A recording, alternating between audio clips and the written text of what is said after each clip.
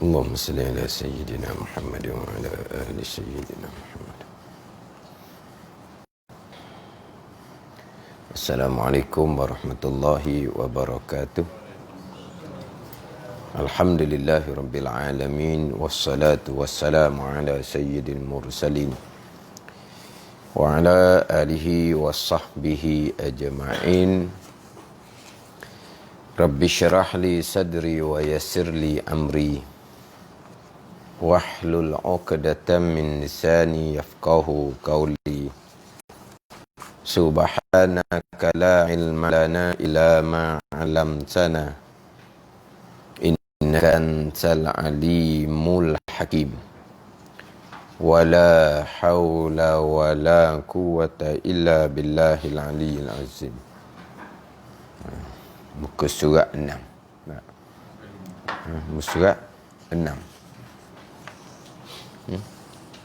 Ke hak Rumi surat lain? Surat 6 ada. Qala al-muallifu rahimahullahu ta'ala wa nafa'ana bi'ulumihi amin. Sembahyang berjamaah. Sembahyang berjamaah. Sembahyang berjamaah merupakan sunnatun muakkadatun. Sunat muakkadah. Sunat kuat tuntut kepada kaum muslimin. Muslimin orang-orang Islam lelaki. Dan juga adalah fardu kifayah. Jika sekiranya di dalam sebuah kampung dan mukim itu tidak mendirikan sembahyang berjemaah, semuanya penduduk kampung itu berdosa belaka. Sembahyang berjemaah merupakan sunnatun muakkadah kepada kaum muslimin dan juga adalah fardu kifayah. Jadi ayat buku ni dia begini. Dia dalam mazhab Syafi'i kitanya dua pandangan berkaitan dengan hukum sembahyang berjemaah atas orang lelaki yang cukup syarat. Atas orang lelaki yang cukup syarat, hukum sembahyang berjemaah dua pandangan. Satu pandangan sunnatun muakkadah, satu pandangan fardu kifayah. Sini ayat kita ni dan juga adalah fardu kifayah ni, maksud dia wallahu a'lam lah. Maksud dia wallahu a'lam. Tapi dua pandangan dalam mazhab Syafi'i. Satunya sunnatun muakkadah. Satu pandangan fardu kifayah. Pandangan sunnatun muakkadah adalah pandangan Imam Rafi'i. Pandangan fardu kifayah adalah pandangan Imam Nawawi. Pandangan Imam Nawawi fardu kifayah. Pandangan Imam Rafi'i sunnatun muakkadah. Antara dua pandangan ni, antara dua pandangan sunnatun muakkadah dan juga pandangan fardu kifayah, yang muktamadnya adalah sunnatun muakkadah. Sunnatun muakkadah hak pandangan yang muktamad, pandangan Imam Rafi'i. Tapi masyhur bagi kitanya adalah fardu kifayah. Masyhur kita gitu. Kalau tanyalah apa hukum sembahyang Jumaat, biasanya fardu kifayah lah. Itu pandangan yang masyhur di kalangan orang kita. Tapi pandangan yang muktamad adalah fardu sunnatun muakkadah. Sebab apa sunnatun muakkadah? Sebab dalam hadis sebut afdalu salatul jama'ati. Dia ada di muka surat 7 tu. Salatul jama'ati afdalu min salatil fazzi bisab'in wa ishrina darajah. Sembahyang jemaah lebih afdal Bila sebut kata afdal, kaedah dianya, al-afdaliyatu taqnadin nadbah. Afdal ni mengkenaki oleh afdal ni akan sunat. Hak cerita-cerita bab afdal fadilah adalah pergi kepada perkara-perkara sunat. Sebab itulah pandangan Imam Rafi'i, solat berjemaah atas orang lelaki yang cukup syarat, hukumnya sunnatun muakkadah. Barulah pergi pada pandangan Imam Nawawi, fardu kifayah. Fardu kifayah. Dia dalam contoh dalam kitab I'anatut Talibin disebut sunnatun muakkadah. Dalam kitab Mahalli sunnatun muakkadah. Dalam kitab Iqna sunnatun muakkadah. Dalam kitab Fathul Wahhab fardu kifayah. Tapi yang muktamad adalah sunnatun muakkadah, bukan fardu kifayah. Atas pandangan fardu kifayah inilah, jika sekiranya dalam sebuah kampung dan mukim itu tidak mendirikan sembahyang berjemaah di tempat yang zahir, di tempat yang nyata, semuanya penduduk kampung itu berdosa belaka. Ini atas pandangan fardu kifayah. Semuanya penduduk kampung ni hak cukup syarat.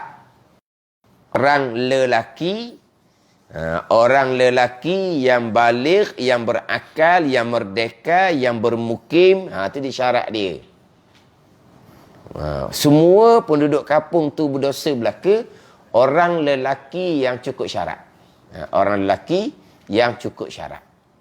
Orang perempuan tidak dituntut fardu kifayah. Bukan ke semua belaka tu tak lah. Bukan ke semua belaka tak. Sebab apa? Lelaki yang cukup syarat sahaja. Lelaki yang merdeka, yang baligh, yang berakal, dia bermukim, bukan musafir, yang tidak ada keuzuran, yang contohnya bukan orang yang sakit. Hak ni, hak berdosa ni. Lelaki saja, bukan orang perempuan. Atas pandangan fardu kifayah. Kalau tidak didirikan berjemaah di tempat yang zahir, di tempat yang nyata, di tempat yang mana orang tak segang nak pergi tempat tu. Kalau sembahyang berjemaah di rumah tu tak nyata. Tak lepas tuntutan fardu kifayah. Sebab tak nyata. Ataupun berjemaah di tempat yang nyata, tempat yang elit contohnya. Tempat yang elit. Tempat tu orang bukan semua orang boleh masuk. Tak lepas agak tuntutan fardu kifayah. Ini kalau fardu kifayah.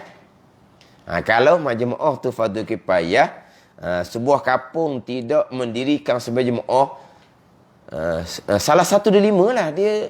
Kalau kata fardu kifayah pada 5-5 tu. Kalau subuh didirikan sebuah jemaah. Kalau maghrib didirikan sebuah jemaah. Kalau isyak didirikan sebuah jemaah. Zuhur asarnya contohnya. Maka berdosa lah. Jikalau di kampung tu masih lagi ada lelaki-lelaki yang cukup syarat. Tapi lelaki yang cukup syarat tu bukan kaki masjid. Dia gitu. Lelaki cukup syarat. Hak merdeka, hak balik, hak berakal. Bermukim di kampung tu bukan musafir. Hak segor-megor bukan sakit. Ramai lagi kampung tu. Tapi hak kaki masjid betulnya kerja luar contohnya. Maka masjid surau kampung tu Zuhur Asar tidak didirikan jemaah. Maka berdosalah bagi lelaki-lelaki yang berada di kampung tu yang cukup syarat. Mana ni? Jadi dia fardu kifayah ni atas 5 sembahyang. Tapi kalau atas pandangan muktamad, sunnatun muakkadah, dalam kampung tu langsung tidak didirikan sembahyang berjemaah, hukumnya makruh. Itu ya. Hukumnya makruh. Kemudian pandangan-pandangan dalam mazhab Hanafi, dalam mazhab Maliki contohnya, mazhab Hanafi ada pandangan mengatakan berjemaah adalah syarat sah sembahyang. Tetapi di kalangan ulama-ulama mutaakhirin, Ulama-ulama kemudian di kalangan ulama-ulama yang bermazhab Hanafi, di kalangan ulama-ulama bermazhab Maliki, mereka memilih pandangan sunnatun muakkadah. Mereka memilih pandangan sunnatun muakkadah, yang mana dalam kitab Fiqh Islami wa Adillatuh karangan Dr. Wahbah Az-Zahili mengatakan pandangan sunnatun muakkadah ni pandangan yang sesuai pada masa kita sekarang. Pandangan yang sesuai pada masa kita sekarang. Semua berjemaah sunnatun muakkadah. Kalau fardu kifayah, satu kampung dosa hok cukup syarat. Tapi kalau kata fardu ain lagi berat. Mazhab Hambali fardu ain. Semayang berjemaah atas orang lelaki cukup syarat fardu ain. Cuma bukan syarat sah sembahyang je. Berbeza dengan berjemaah Jumaat. Fardu ain dan syarat sah sembahyang. Sekarang berjemaah sembahyang waktu, satu pandangan sunnatun muakkadah, sunat kuat tuntut. Satu pandangan fardu kifayah. Satu pandangan fardu kifayah. Berjemaah Jumaat, fardu ain dan syarat sah sembahyang. Pandangan mazhab Hambali sembahyang Jumaat fardu ain tapi bukan syarat sah sembahyang. Maknanya orang lelaki di kampung tu tidak sembahyang Jumaat di masjid surau contohnya berdosa walaupun sembahyang dia di rumah tu sah sekalipun. Tetapi ada pula pandangan mengatakan bukan setakat fardu ain berjemaah ni, syarat sah sembahyang macam Jumaat juga. Mana dalam hadis la salata li jaril masjid illa fil masjid. Tidak ada sembahyang bagi jiran masjid melainkan di masjid. Dalam mazhab Syafi'i kita la salata ay kamilatun. La salata isim la ada, khabar la tak ada. La salata tidak ada sembahyang ay kamilatun yang sempurna bagi jiran masjid melainkan berjemaah di masjid lah baru sempurna. Tapi ada pandangan la salata tidak ada sembahyang ay sahihatun yang sah bagi jiran masjid melainkan berjemaahnya di masjid. Kalau tidak berjemaah di masjid, dia jiran masjid, berhampiran dengan masjid, mayangnya tidak sah. Itu ada pandangan. Contohnya pandangan dalam mazhab Hanafi, dia kalangan ulama-ulama mereka. Sebab tu terkadang tempat-tempat negara-negara yang bermazhab Hanafi contohnya, masjid mereka berjemaah di masjid mereka agak meriah. Meriah lah. Sebab ada di kalangan pandangan dalam mazhab Hanafinya fardu ain, syarat sah sembahyang. Walaupun ada juga pandangan sunnatun muakkadah. Adapun tempat kita ni bukan kata sunnatun muakkadah, fardu kifayah pun orang nak main Ramadan. Sebab apa tu imam dedah, tu Bilal dedah, tu Siau dedah. Cukup dah tu. Maka kemudian pula dalam satu kampung ni satu jemaah pun cukup dah. Kita satu kampung masjid lagi ada, surau lagi ada, lebih daripada fardu kifayah dahnya. Maka orang tak ramai. Itu fardu kifayah. Kalau kata sunnatun muakkadah, lagi tak ramai. Di tempat kita nak ramai, kena buat kuliah. Baru jadi ramai.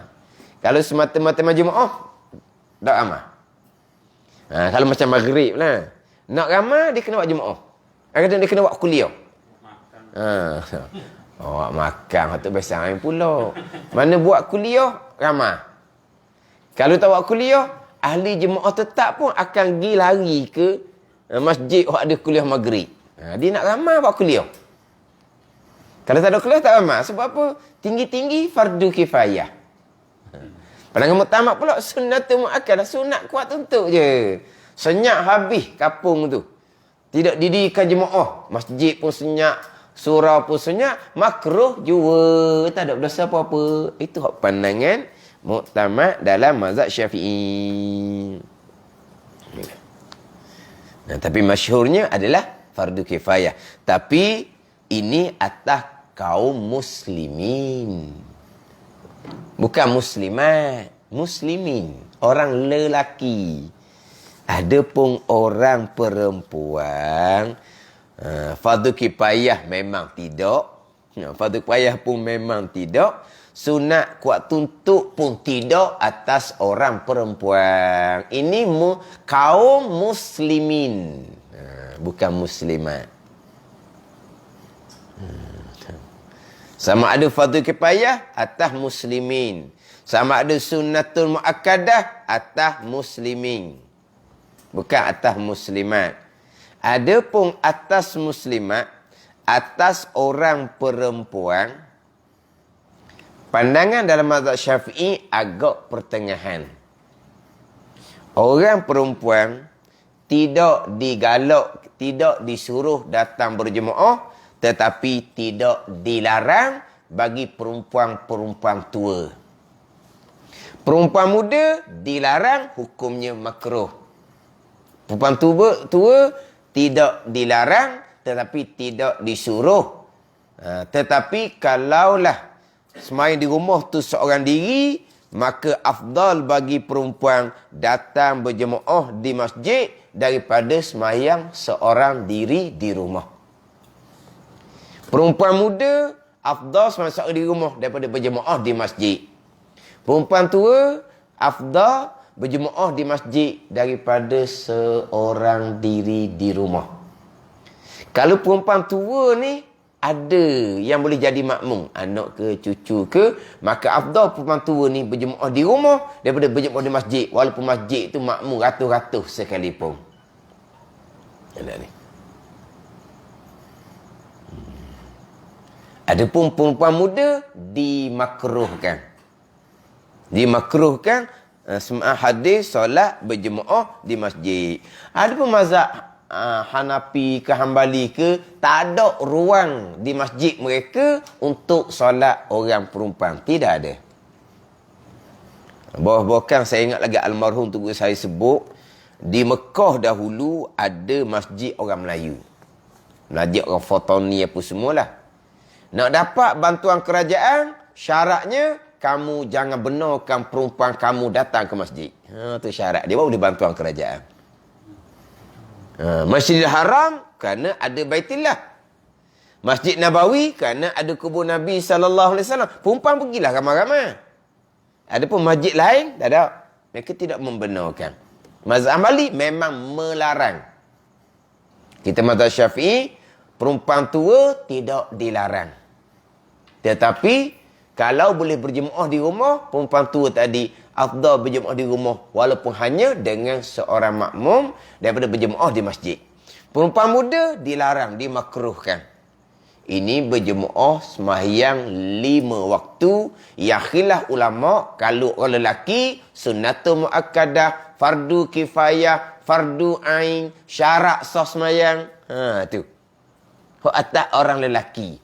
Hak tuntutan kuatlah. Sunnatul muakkadah kuat juga tuntutan. Makruh kalau tidak berjemaah. Fardu kifayah, fardu. Hak fardu ain lagi kuat. Syarat sah semayang benda macam Jumaat juga. Semayang berjemaah 5 waktu ni. Tu lagilah kuat. Atas orang lelaki, atas orang perempuan, dilarang bagi perempuan muda.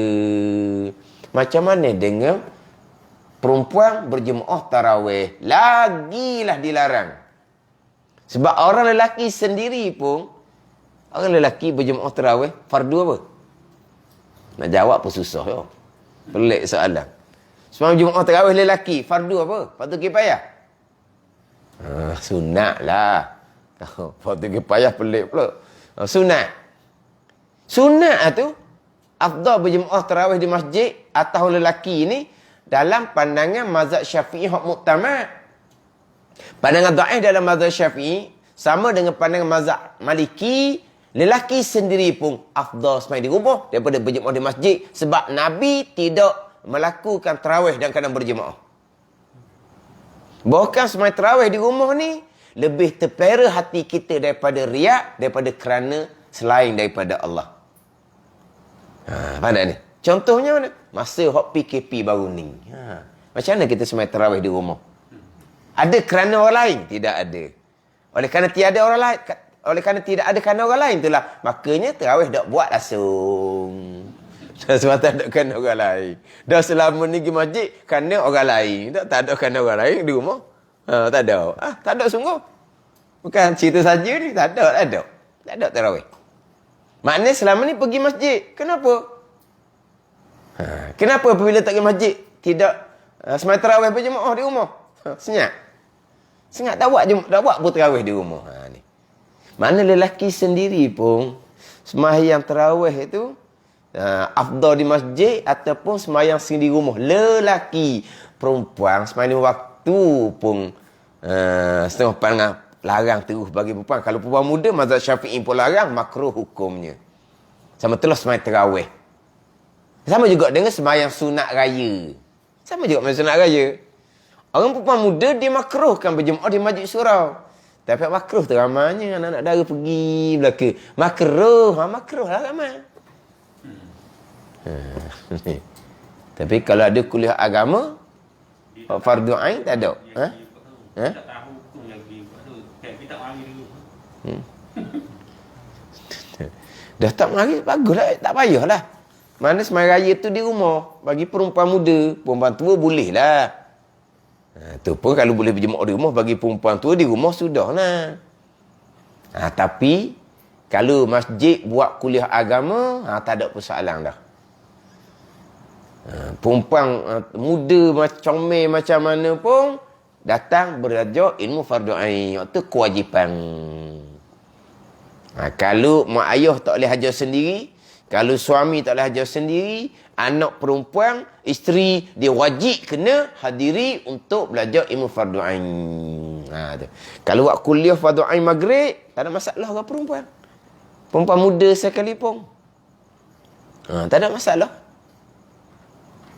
Bukan semata-mata semayang berjemaah saja. Tapi begitulah. Kuliah fardu ain maghrib, tak ada perempuan. Semayang tarawih lepas isyak penuh anak dara. Ada ni. Walaha belajar fardu ain lepas maghrib. Tarawih lepas isyak. Kalau kira mana mudah. Dahlah tarawih tu lepas isyak. Siang hari pula letih kerana tak makan. Ni kuliah maghrib siang hari kenyang. Bukan lapar pun, bukan bulan Ramadan. Lepas maghrib pula. Lepas tu kuliah ni duduk saja je belam-belam sandar belunjur. Tapi tak mari. Tarawih siang hari lapar puasa. Lepas isyak. Lepas tarawih ni kena bangun duduk. Rajin pula. Kan pelik tu? Sebab apa jadi gitu? Mak ayah yang didik seumpama tu. Belajar mak ayah tak bawa anak ke masjid. Tarawih bawa dengan anak-anak pergi ke masjid. Itu didikan mak ayah. Bila anak kita jadi mak ayah, anak kita meneruskan didikan hak mak ayah. Kita hak asal. Mana ni? Kena PKP. Barulah orang tak pergi masjid. Tapi orang lelaki tak pergi masjid jugalah.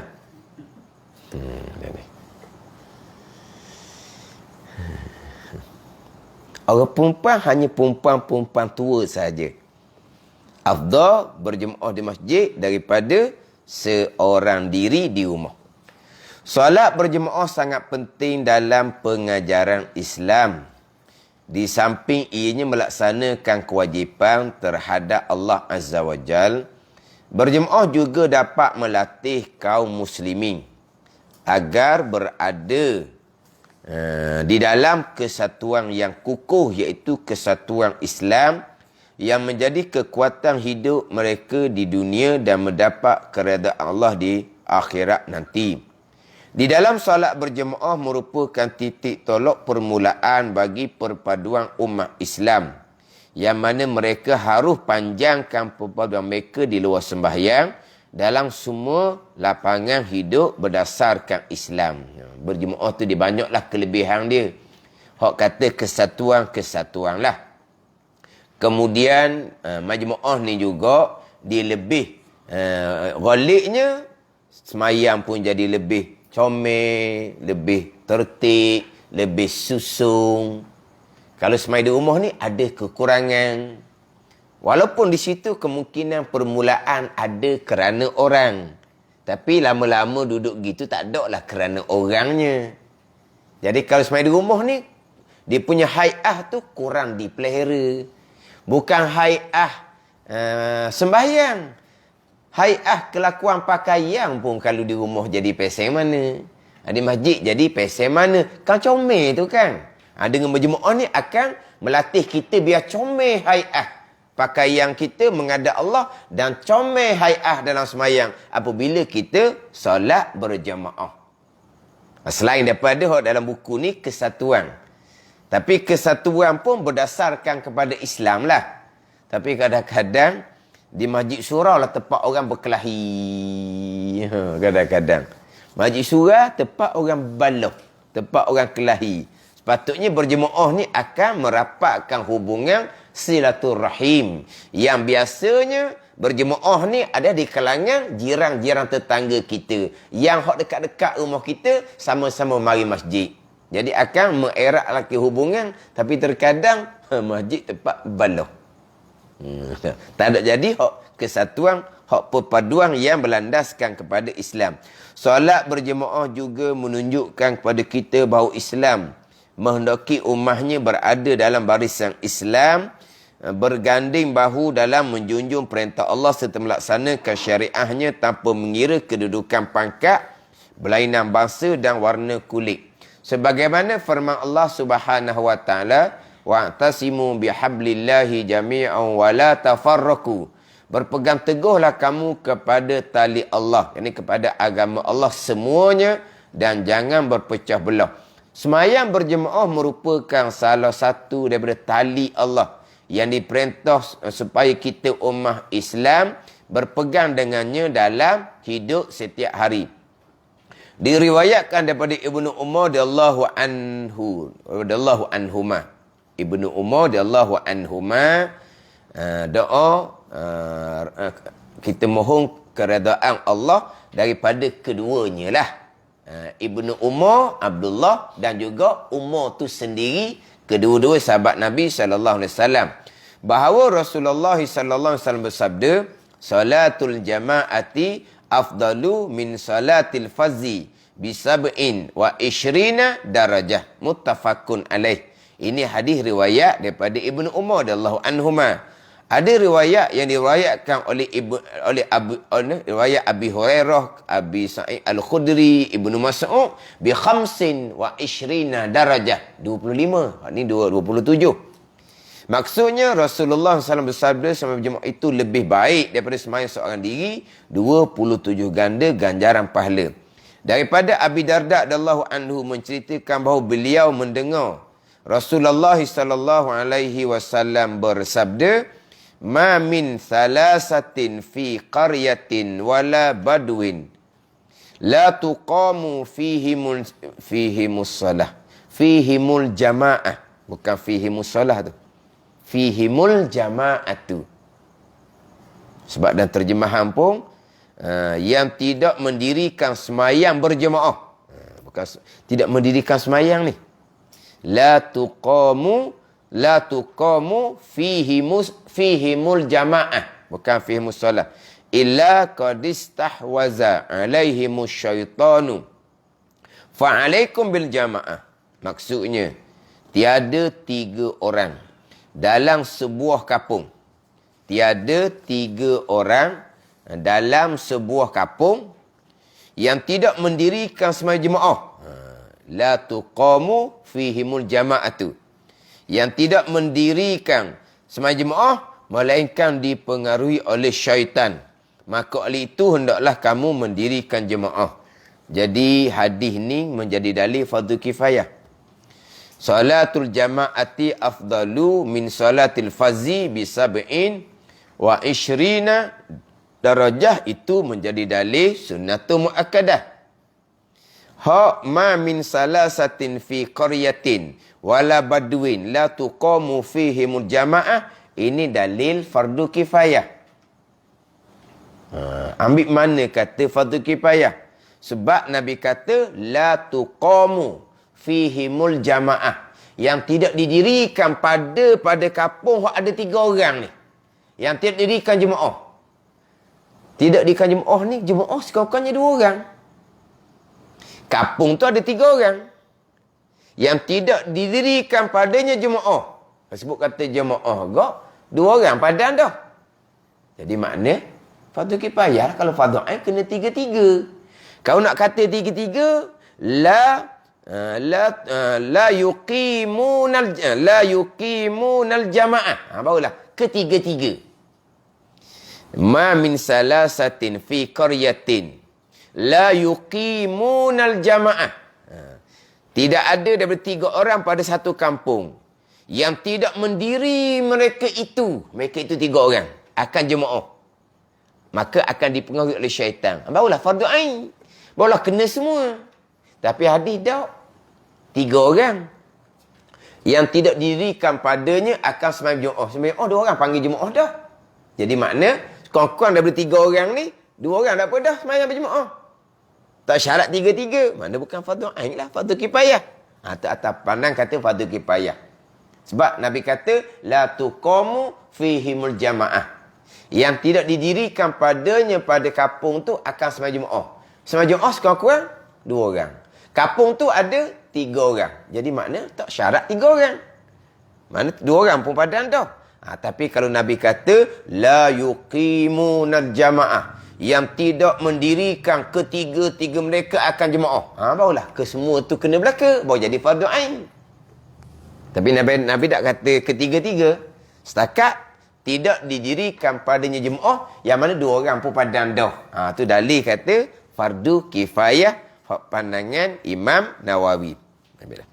Jelas sekali bahawa hikmah dan faedah sembahyang jemaah amat banyak sehingga digandakan ganjaran pahala 27 kali. Walau bagaimanapun kaum muslimin dan muslimat, apa maksud muslimat pula sini? Maksud muslimat pula dah. Perlu mengambil ingatan bahawa di sana banyak hadis-hadis daripada Rasulullah sallallahu alaihi wasallam menerangkan kepada kita sebab-sebab yang membawa kecacatan sembahyang berjemaah serta tidak diterima oleh Allah Subhanahu wa taala. Jadi dia kait pula dengan muslimat sini. Sebagaimana hadis daripada Ibnu Abbas radhiyallahu anhuma bahawa Rasulullah sallallahu alaihi wasallam bersabda, salasatun la turfa'u salatuhum fawqa ru'usihim shibran. Rajulun amma qauman wa hum lahu karihun. Wa imra'atun batat wa zawjuha 'alaiha sakhit. Wa akhawani mutasariman. 3 jenis tidak diangkat sembahyang mereka itu walaupun sejengkal daripada kepala, yang Tuhan tidak terima. Mana? Iaitu seorang laki-laki menjadi imam sembahyang pada suatu kaum, sedangkan kaum itu tidak suka kepadanya. Jadi tu imam juga orang tak suka ke dia. Maka Nabi kata sembahyang mereka tidak akan diangkat walaupun sejengkal daripada kepala. Seorang imam menjadi imam kepada suatu kaum, sedang kaum tu tidak suka kepada hal ni nak cerita. Hak masalah sembahyang jemaah. Kerana kekurangan yang ada padanya. Yang mana kalau kaum tu tak suka dia menjadi imam, hukumnya adalah makruh. Tapi kaum tak suka ni kerana syarak. Kerana syarak. Bukan kaum tak suka sebab apa? Sebab dia banyak nasihat orang, tegur orang banyak sangat. Orang tak suka ke dia? Dia suka mana apa? Tegur orang kesalahan. Tu bukan kaum dia benci hak pada syarak ni, hak pada syarak ni. Kaum tak suka. Sebab apa? Sebab contohnya dia terbabit dengan perkara-perkara yang tak molek pada syarak. Contohnya. Dia pula perangai dia tak baik contohnya, maka kaum dia tak suka. Tapi dia suka tak suka pun dia nak jadi imam. Sebab apa? Alam ada, gaji ada. Biasa gitu. Ada alam, ada gaji. Orang tak suka, senang aja. Tak suka, sama lagi. Dia kata. Sama lagi ya? Tapi dia tak suka sebab bukan kerana tu. Dia suka mungkin dia ni ada sejarah silang dia ke macam mana. Tapi dia dah buat tak betul. Tu bukan orang benci kerana syarak. Tu nafsu orang tak pakai tu. Ni hak kaum dia benci. Kebanyakan kaum dia benci kerana syarak. Bukan benci kerana lain. Ada ni. Benci kerana syarak. Barulah menjadi imam juga lelaki seumpama tu tidak akan diterima oleh Allah Subhanahu Wa Taala. Itu yang pertama. Seorang perempuan yang tidur waktu malam sedangkan ia dalam kemarahan suaminya pun semayang tidak diterima oleh Allah. Semayang sah. Tapi tidak diterima oleh Allah Subhanahu Wa Taala. Dan dua saudara yang berkelahi. Rajin semayang. Tapi yang memutuskan hubungan silaturahim, tuan tak terima semayang dia. Bukan semayang tidak sah. Tapi semayang dia tidak diterima oleh Allah Subhanahu Wa Taala. Untuk menjadikan semayang berjemaah itu lebih sempurna, diperturunkan sedikit panduan untuk para imam. Ni para imam. Di antaranya yang pertama, jangan menjadi imam jika para makmumnya kurang senang terhadapnya atau tidak bersetuju kepadanya kerana syarak. Pada ni. Maka jangan jadi imam lah. Kalau orang kurang senang dan tidak bersetuju kepada kita, jangan jadi imam. Itu untuk supaya sembahyang jemaah tu lebih sempurna. Yang kedua, jangan naik ke hadapan menjadi imam kalau ada di belakangnya orang yang faqih daripadanya, kecuali orang itu enggan menjadi imam. Ini pada persoalan di tempat yang tidak ada imam ratib yang dilantik oleh raja. Kalau di tempat tu ada imam ratib yang dilantik oleh raja, walaupun di belakang tu ada orang faqih, orang alim fiqh sekalipun, dia hak lebih afdal menjadi imam. Ada gitu. Hak ni hak bukan imam lantikan. Tak ada imam ratib yang dilantik oleh pihak raja contohnya. Maka kalau ada orang hak lebih faqih, kita suruh dia naik ke hadapan. Kalau tak mahu barulah kita naik. Ni hak mungkin di hadapan dia akan cerita hak berkaitan dengan keutamaan menjadi imam. Keutamaan menjadi imam dia akan cerita di hadapan. Yang ketiga, bila menjadi imam hendaklah ia berikhlas kepada Allah sebagai seorang yang menunaikan amanah Allah. Bukan jadi imam je. Apa-apa amal ibadah kita ikhlas kerana Allah Subhanahu Wa Taala. Ini menjadi imam pula ikhlas kerana Allah yang menunaikan amanah. Jadi kalau kita benar-benar ikhlas kerana menunaikan amanah menjadi imam, kita akan usaha memperbaiki ini sembahyang kita tu sendiri. Kalau kita betul-betul ikhlas menunaikan amanah, amanah Allah Subhanahu Wa Taala. Tapi kalaulah jadi imam semata-mata kerana untuk dapat gaji allowance, dia tak peduli dah. Belajar-belajar dia tak ambuh dah. Kalau kata orang persoal pun dia tak peduli. Ni. Tapi kalau orang ni jadi imam ikhlas kerana Allah, menunaikan amanah Allah, dia apabila dilantik menjadi imam, dia akan lebih bersungguh-sungguh belajar untuk memastikan sembahyang dia comel. Sebab apa? Sebab dia jadi imam, duduk di hadapan. Dia nak sembahyang dia biar sembahyang hak sempurna. Sebab dia jadi imam.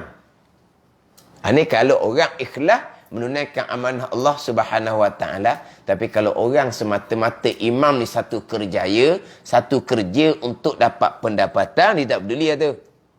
Dia tak peduli pun nak perbaiki sembahyang dia. Tak perlu dia kata. Sebab apa? Dia sudah dapat tauliah menjadi imam. Lepas tu kadang-kadang setengah-setengah tempat buat kuliah macam mana pun Tok Imam lari. Memang Tok Imam lari. Tok Imam lari. Balik rumah. Ni. Sebab apa? Dia sudah cukup. Sudah dapat tauliah menjadi imam.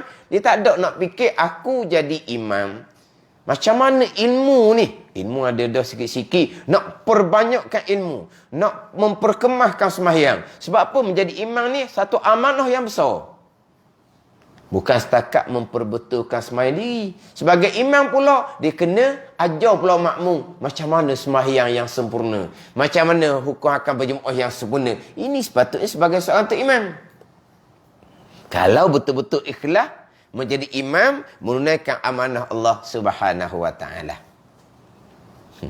Siapa ke masjid terpaksa buat peraturan. Buat mesyuarat, buat satu undang-undang. Imam Bilal wajib duduk di hadapan kuliah. Barulah Imam Bilal pun duduk depan. Jadi macam budak-budak pula kena buat peraturan. Barulah dia hadiri kuliah agama. Ni payah. Ni payah. Ada ni. Jadi akhirnya makmumnya rajin belajar. Semayang comel. Tu imamnya semayang, makmum masa tak belajar. Bolehlah tu imam semayang macam mana pun. Bila makmum belajar, makmum tahu dah lah. Apa tu imam buat seumpama tu. Contohnya. Ada ni. Kadang-kadang mudah-mudah je tu imam. Berdeheng. Mudah-mudah je. Mazhab Syafi'i batal. Tapi tu imam mudah-mudah je berdeheng. Mana apa? Langsung tak tahu di antara perkara yang membatalkan sembahyang adalah berdeheng dalam mazhab Syafi'i kita. Faham berdeheng?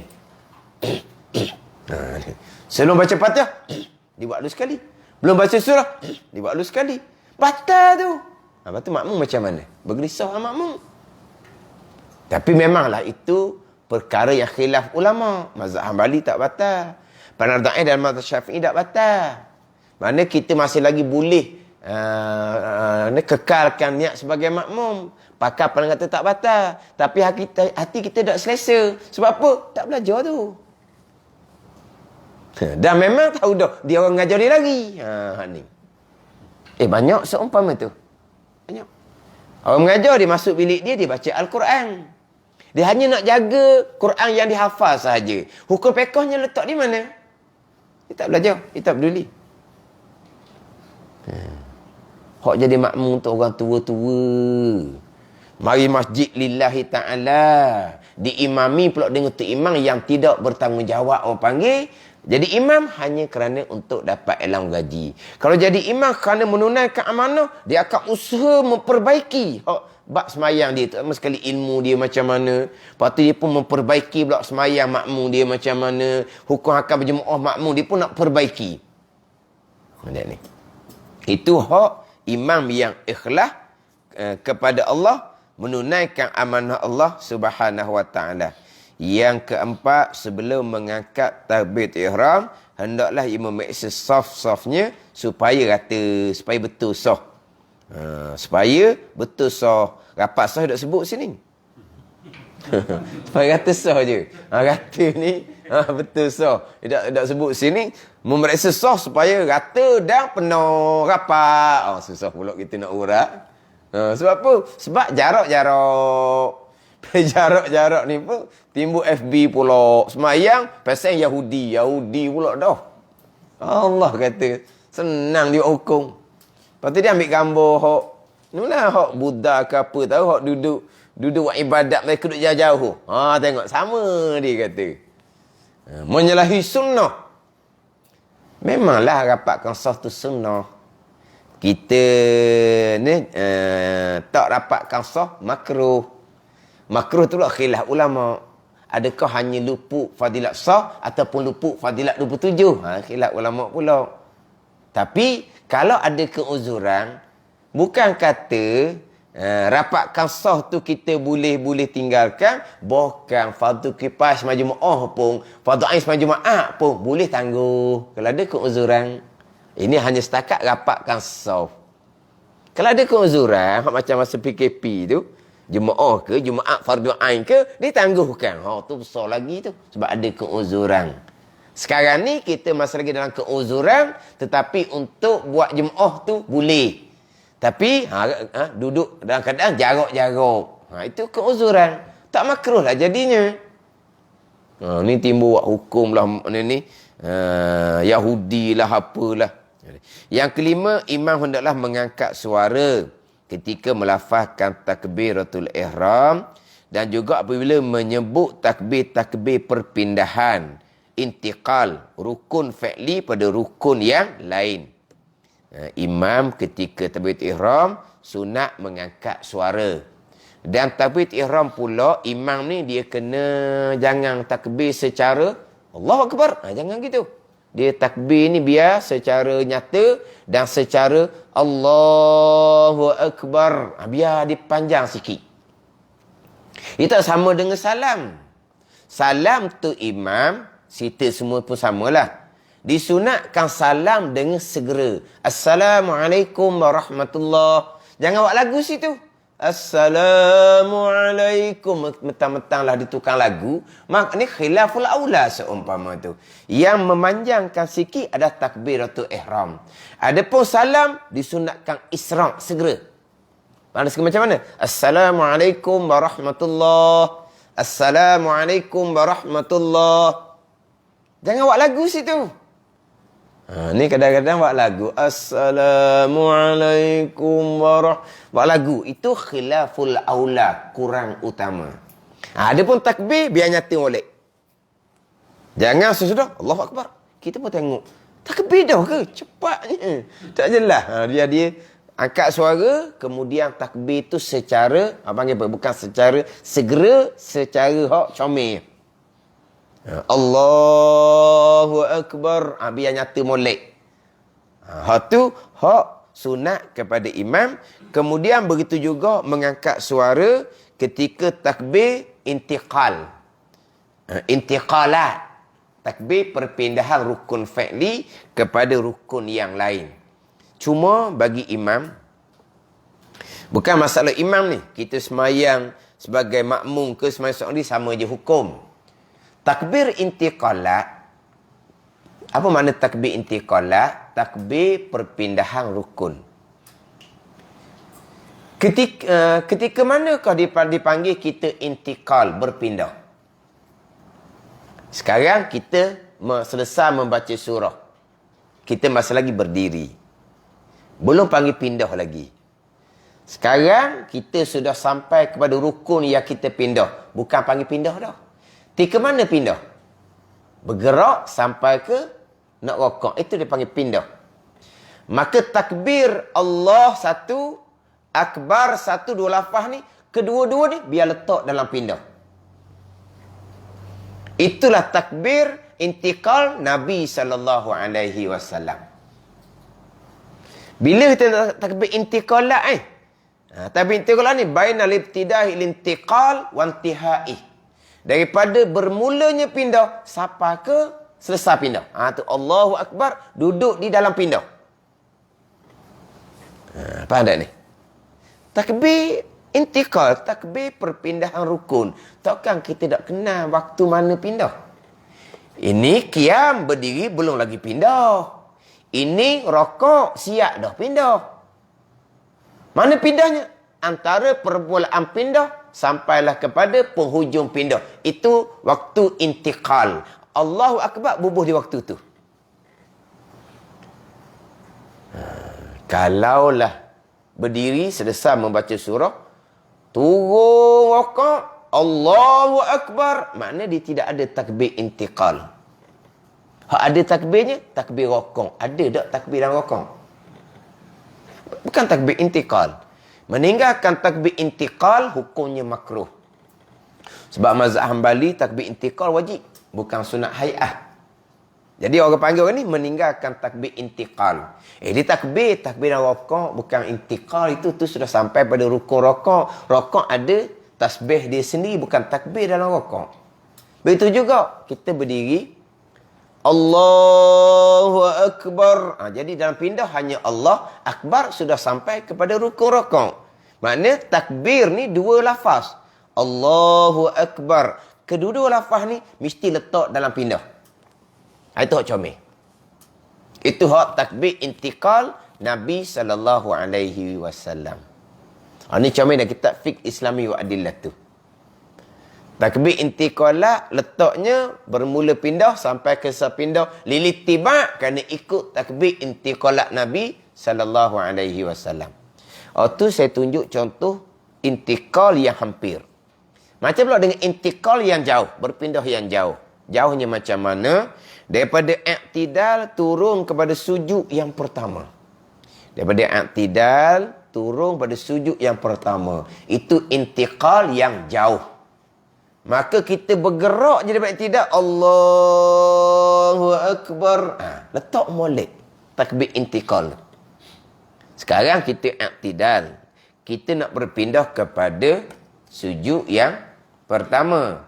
Jadi kita letak molek itu bergerak je kita daripada tidak. Allahu Akbar. Bar ni sebelum kita masuk pada rukun rokok.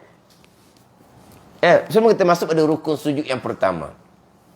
Itu tempat takbir intiqal. Ni kadang-kadang tu imam, ni tak belajar. I'tidal ni dia turun separuh jalan. Mana takbirnya? Tidak ada lagi. Belum berpindah lagi ke? Sampai lutut latar, Allah Akbar dalam sujud dah. Mana apa? Di awal dia takbir. Di hujung takbir masuk dalam sujud yang pertama. Kok depan pun tak betul, kok belakang pun tak betul. Hak hebat lagi macam mana? I'tidal turun. Pah dahi. Allahu Akbar. Tu nak kena jack tu panggil. Tak ada jack. Ya, aku belakang. Ada ke takbir dalam sujud? Tak ada. Takbir intiqalat. Masa kamu berpindah rukun, kamu kata apa? Senyap. Hukumnya makruh. Yang mana dalam perpindahan tu sepenuhnya dengan zikir. Tapi kalau kita turun separuh, barulah Allah. Hak atas tu ada zikir ke tak? Kosong daripada zikir. Sebab tu dalam kitab fiqh Islami Wa'adillah tu, takbir intiqalat adalah daripada bermulanya pindah sampai ke selesai pindah, dua kerana. Yang pertama kan ikut Nabi. Yang kedua, supaya tidak sunyi daripada pergerakan semayang, daripada zikir. Sebab kita penuhkan pergerakan kita dengan Allahu Akbar. Mana penuh dengan zikir. Kalau kita turun separuh, baru kita Allah, jadi atas ke separuh tu ada zikir ke tak? Sunyi, kosong daripada zikir. Kemudian sujud yang pertama, berpindah pada duduk antara sujud. Bangun duduk dulu. Allahu Akbar. Tu bukan tepat belakang tu. Lepas tu pula, sujud yang kedua, dahi di latar. Allahu Akbar. Ni payah. Ini bukan cerita takbir intiqalat tu imam. Kita makmum ke, kita seorang ke, kita masing-masing ada takbir intiqalat. Kena letak molek takbir intiqalat kita. Tapi hak tu imam yang nyata sebab dia takbir kuat. Satu lagi pula, tu imam ni disunatkan kuat. Sebab apa? Sebab kita nak berpindah rukun. Bila kita nak berpindah rukun, selepas imam sampai pada rukun yang dipindah. Macam mana kita tahu imam sampai pada rukun yang dipindah? Bar, siapa lah tu? Ada ni kan kita mazhab Syafi'i. Mazhab Hanafi lain. Mazhab Hanafi imam bergerak, makmum pun bergerak. Hanya kemudian sedikit daripada imam tu mazhab Hanafi. Kita tidak. Imam qiyam, berdiri selesai membaca surah. Imam pun Allahu Akbar. Kita pun barulah Allahu Akbar. Imam i'tidal. Kita pun i'tidal. Imam pun Allahu Akbar. Bar dia sedang balik sapa pada rukun sujud. Barulah kita pun Allahu Akbar. Kita nak berpindah rukun di waktu yang tepat. Bila kita berpindah rukun selepas imam betul-betul masuk pada rukun dipindah. Macam mana kita nak tepat kita berpindah selepas imam betul-betul masuk pada rukun dipindah? Kita dengar Allahu Akbar. Bar tu okey tu. Kita pun berpindah rukun tepat dengan masa yang afdal kepada kita makmum berpindah rukun. Kita bukan nampak tu imam. Kita dengar takbir intiqalat tu imam yang disunatkan perkuat. Ada. Kita nak berpindah rukun pun payah. Sebab apa? Dia turun daripada i'tidal. Lepas tu Allah. Dah sujud dah ni. Allahu Akbar. Kita sepatut berpindah rukun dah sebab dia sujud dah. Tapi takbir belum habis. Sebab salah kita. Ada ni. Kita sepatutnya imam dahi letak latar masuk pada rukun sujud, kita pun segera berpindah. Tapi imam dahi pun latar dah. Tapi akbar belum selesai lagi. Kita nak pindah masa mana? Jadi susah kitanya. Kalau tu imam yang seumpama ni tak jaga takbir intiqalah yang imam disunatkan memperkuatkan suara. Kenapa? Kerana untuk makmum ni berpindah rukun tepat pada masa. Ada ni. Kemudian lepas dia sujud yang kedua. Lepas dia sujud yang kedua. Itulah berpindah yang paling jauh. Daripada sujud yang kedua, berpindah pada berdiri rakaat kedua ataupun berdiri rakaat yang keempat. Kan sujud yang kedua nak berpindah pada rakaat yang kedua, bukan tasyahud. Sujud yang kedua nak berpindah pada rakaat yang keempat, bukan tasyahud akhir. Bukan tasyahud awal. Jadi berpindah tu hak paling jauh. Sebab selepas dia sujud yang kedua, kita nak bangun tu kita sunat duduk istirahat. Duduk istirahat. Duduk macam duduk antara duduk. Duduk betul benar, tangan dua belah letak atas hujung lutut. Allah, kita duduk. Lepas tu Allahu Akbar. Tengok tu. Hak tu hak paling panjang. Sebab apa? Sebab perpindahan kita hak paling panjang. Kita letak Allahu Akbar betul-betul dalam pindah. Jadi panjanglah sedikit sebab perpindahan tu agak jauh. Yalah ni. Tapi kalau orang tua mungkin akbar itu separuh jalan, tak apalah, dia tak ada nafas dah. Mana kalau boleh biarlah sepenuh tu dengan zikir Allahu Akbar. Yang ni. Ni pun satu juga. Kadang-kadang sujud yang kedua, dibangun senyap-senyap.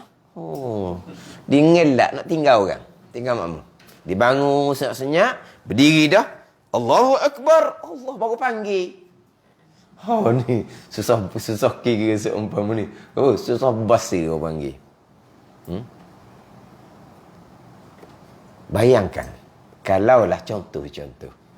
Makmum yang tak tahu imam ni rakaat berapa dan tak nampak. Contoh kita letaknya orang perempuan. Dia masuk ruang solat dia, musafir contohnya. Jadi tak nampak. Tak nampak tidak ada masalah sebab dia mendengar perpindahan rukun. Dia mengetahui perpindahan rukun dengan mendengar takbir intiqalah. Sebab di antara syarat untuk sah berjamaah, makmum mengetahui perpindahan rukun oleh imam. Yelah, kalau tak tahu perpindahan rukun oleh imam, nak jadi makmum macam mana? Jadi mengetahui perpindahan rukun oleh imam ni sama ada dengan nampak ataupun dengan dengar. Tak ada ni. Kita buat masalah, tak nampak. Sebab lasir tutup rapat, tak nampak.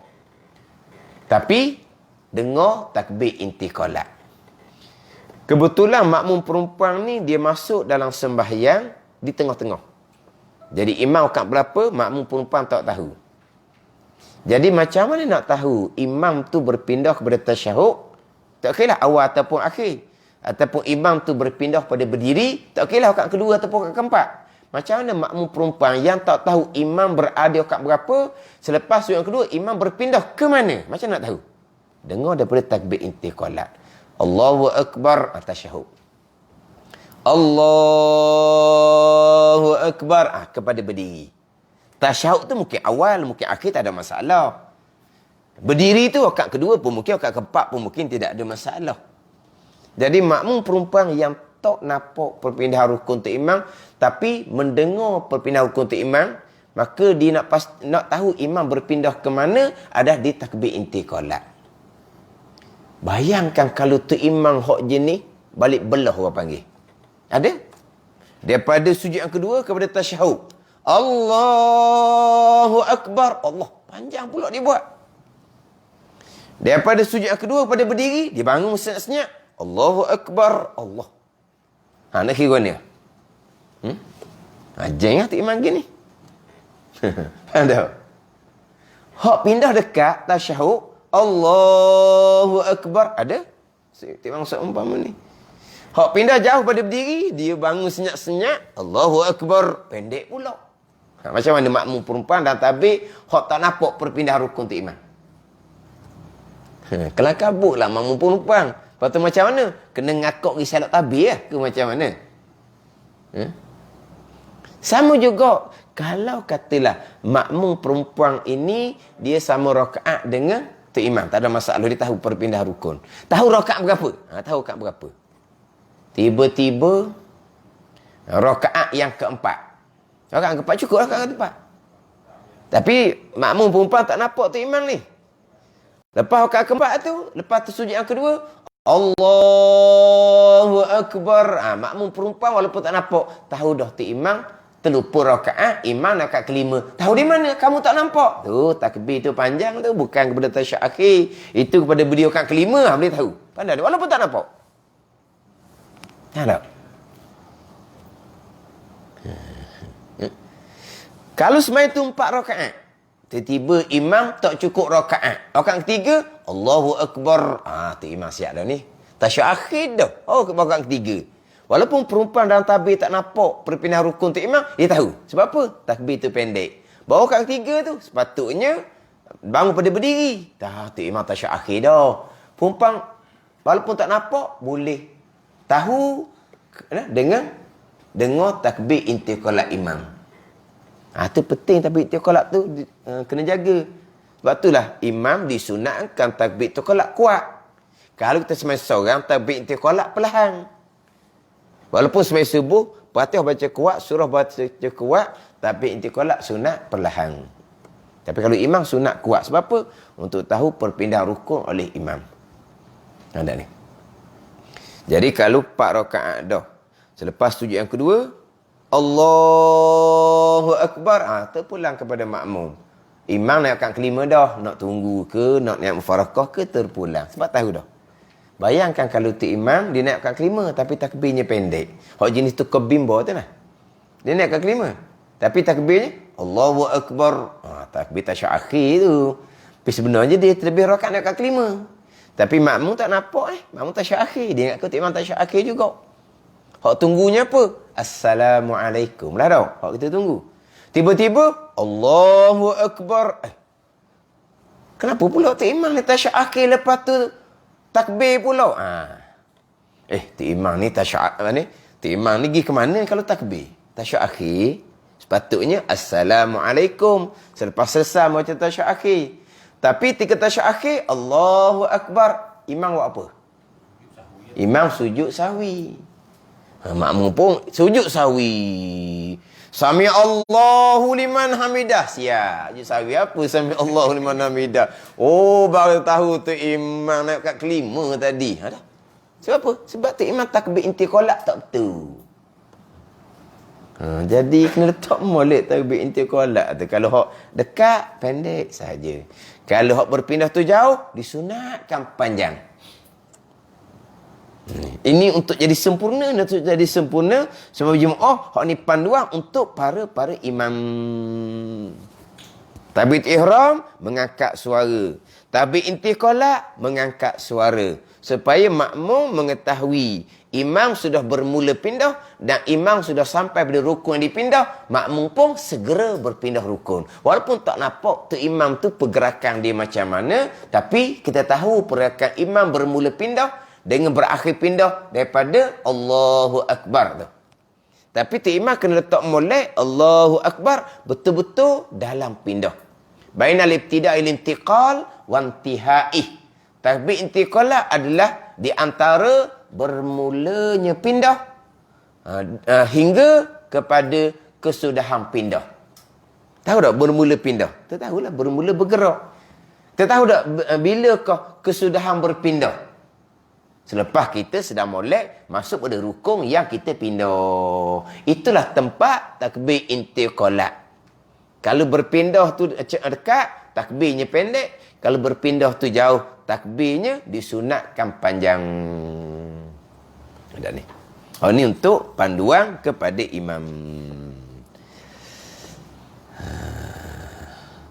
Yang keenam, diutamakan imam dalam solat berjemaah itu mengikut susunan tertib seperti berikut. Ni kita baca semula dah. Pukul 11 dah.